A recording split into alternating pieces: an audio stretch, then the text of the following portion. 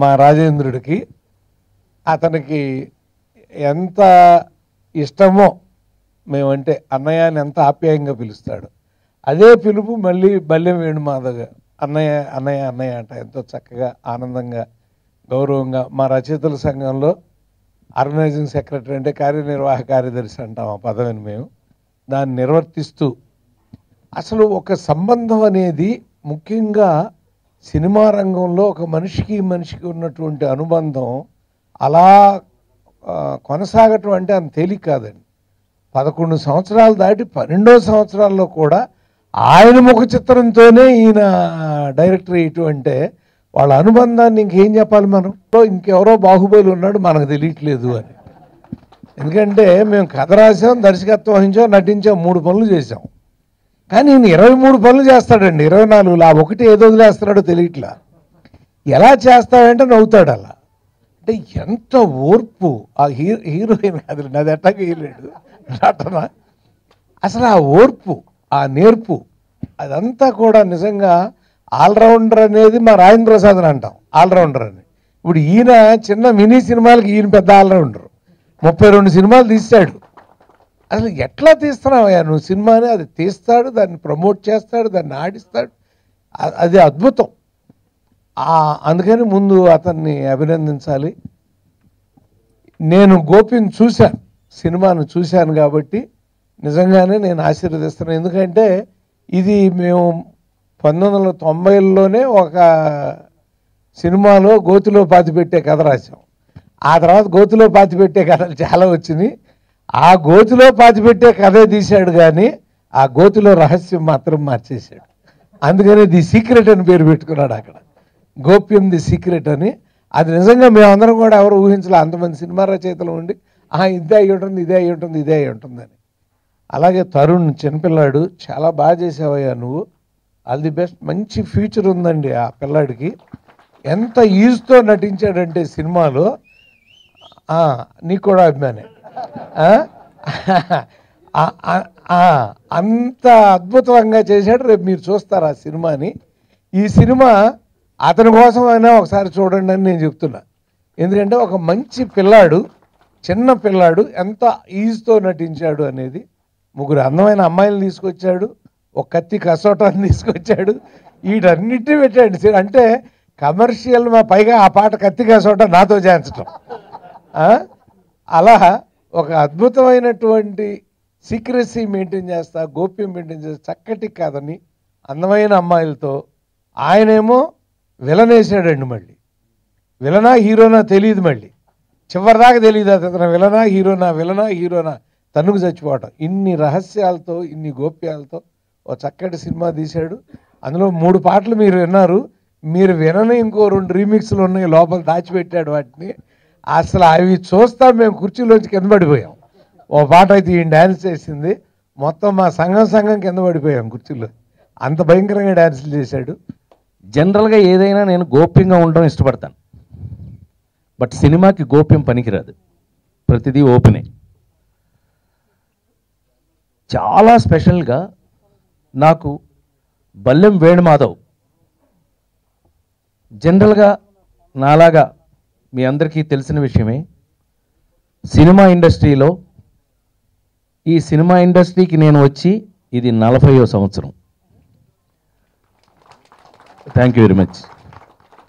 40 సంవత్సరాలుగా నేను సినిమా ఇండస్ట్రీలో ఇలా ఉండానంటే, ఒక నటుడుగా ఇంతకాలం కంటిన్యూస్గా 12 సంవత్సరాలు డైరీ మీద కవర్ పేజీ వేయించగలిగిన లెవెల్లో నేను ఉన్నానంటే దానికి కేవలం నా కారణం నాకు దళపతి లాంటి బల్లెం వేణుమాధవులు ఉండడం వల్ల.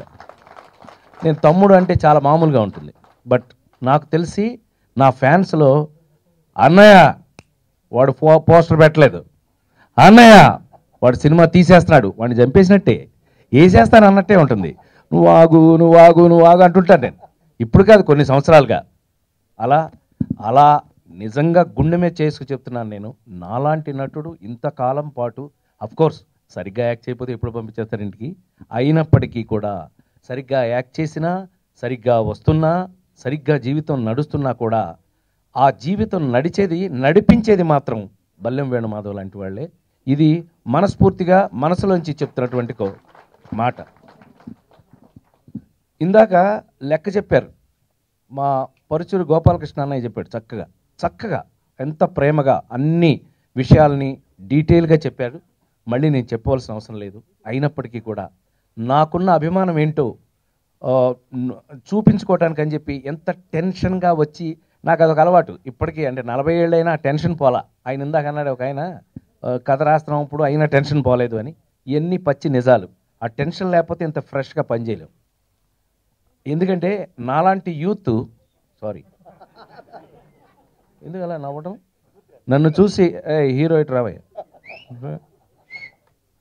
విజిల్, నేను మళ్ళీ లెక్క మళ్ళీ చెప్తా తర్వాత. నిజంగా చూడండి, ఇద్దరిలో ఎవరు ఎంగా ఉన్నారు? సత్యం గుండె మీద చేసి చెప్పండి. సరదాగా అన్నాను. All the best, thank you very much. నిజంగా పరుచూరు గోపాలకృష్ణ గారు నువ్వు చాలా బాగా యాక్ట్ చేసావని చెప్పడం చిన్న విషయం కాదు. ఎందుకనంటే వారు ఈ సినిమా ఇండస్ట్రీలో సీనియర్ మోస్ట్ 300 సినిమాలు రాసిన రచయితలు నాకు తెలిసి ఇండస్ట్రీలో లేరు ఎక్కడ.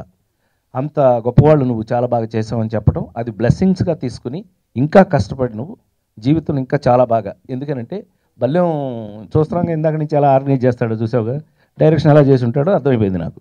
సో అందుకని డెఫినెట్గా నిన్ను భయపెట్టి బాగా చేయించుంటాడు. నువ్వు ఇంకా భయంతో పైకి పెరగాలి. All the best, God bless you. ఊరికే యూత్ కోసం పిలిచాను నిన్ను. Thank you very much. So ఆ విధంగా ఒక ప్రపంచ రికార్డ్ లెవెల్లో ఒక డైరీ మీద ఇన్ని సంవత్సరాలు కంటిన్యూస్గా కవర్ పేజీ వేసినందుకు నా తమ్ముడికి నేను ఎప్పటికీ రుణపడి ఉంటాను. ఎందుకనంటే అది అభిమానం మాత్రమే కాదు, విషయంలో లేకపోయినట్టయితే ఎవడు క్షమించరు. ఇక్కడ ఎవడకాడే వేసేస్తామంటే ఎలా కుదరదు. ఎందుకనంటే మీ అందరికీ తెలుసు, నేను ఆ నలుగురు దగ్గర నుంచి ఒక ట్రెండ్ మార్చుకుని వేరే రకమైన పాత్రలు వేస్తున్నా కూడా మళ్ళీ ఒక జులాయి కానీ, సన్ ఆఫ్ సత్యమూర్తి కానీ, ఒక శ్రీమంతుడు కానీ, ఒక నాన్నకు ప్రేమతో కానీ, ఇలాంటి సినిమాలన్నింటిలోనూ ఒక ఇవాళ ఈడో రకం ఆడో రకం, మా డైమండ్ రత్నం గారు కూడా ఇక్కడే ఉన్నాడు, నా తమ్ముడు బ్రహ్మాండమైన రైటరు. ఆ సినిమాలు కూడా ఇవాళకి మీతో టచ్లో ఉన్నాను అంటే కారణం ఇలాంటి పాత్ర నాకు ఇస్తున్నటువంటి తనలాంటి దర్శకులే. వాళ్ళందరికీ కూడా నేను ఎందుకనంటే అందుకే చెప్తుంటాను, మనం ఎప్పుడు if you want to run, నువ్వు గనక చేజ్లో అంటే ఒక రేస్లో పాల్గొనాలి అని అంటే you should run every day. ప్రతిరోజు పరిగెడితే కానీ ఒక కాంపిటీషన్లో పాల్గొనలేం మనం. అలాగా ఇప్పటికీ కూడా నాకు పనిచేసే అవకాశాన్ని ఇచ్చినటువంటి ఈ సినిమా ఇండస్ట్రీకి చూస్తున్నటువంటి మీ అందరికీ కూడా ఎప్పటికీ రుణపడి ఉంటానని మరొకసారి మనవి చేస్తూ, నాబోటి వాడు ఉండాలి అని అంటే బల్లెం వేణుమాధవ్ లాంటి పక్కన ఒక దళపతి అనండి, మీరు ఒక సేనాధిపతి అనండి, లేకపోతే ఒక ఆ పక్క బలం లేకపోతే కనుక, పక్క బలం అది కనుక లేకపోతే నాబోటి వాడు లేడు అని మరొకసారి మనవి చేస్తూ, ఈ సందర్భంగా నేను చాలా ఆశ్చర్యంగా నన్ను అడాప్ట్ చేసుకున్నటువంటి శ్రీ సోమనాథ్ బి శర్మ గారు, వారు చాలా ఆర్కిటెక్ట్ నుంచి కూడా చాలా బ్రహ్మాండమైనటువంటి ఇవాళ పంచాంగం వాటన్నిటికీ కూడా చాలా అద్భుతమైన పేరున్నటువంటి చాలా గొప్ప వ్యక్తి. వారి సమక్షంలో కూడా ఇవాళ నేను ఈ స్టేజ్ మీద ఉండటం, వారి పక్కన కూర్చునే అదృష్టం కలగటం నిజంగా నా అదృష్టంగా భావిస్తూ, ఈ మంచి అవకాశాన్ని నాకు ఇచ్చినటువంటి మా బల్లెం వేణుమాధవ్కి మరొకసారి కృతజ్ఞతలు తెలియజేస్తూ, మరొకసారి మీ అందరికీ నిన్నే జరిగినటువంటి ఉగాది శుభాకాంక్షల్ని తెలియజేస్తూ, అంటే పెద్ద సినిమాలు ఎంత గొప్ప పొజిషన్లో ఇవాళ బాగుంటే ఆడతాయో, గోప్యం లాంటి సినిమాలు కూడా సినిమా బాగుంటే డెఫినెట్గా ఆడి తీరుతుంది.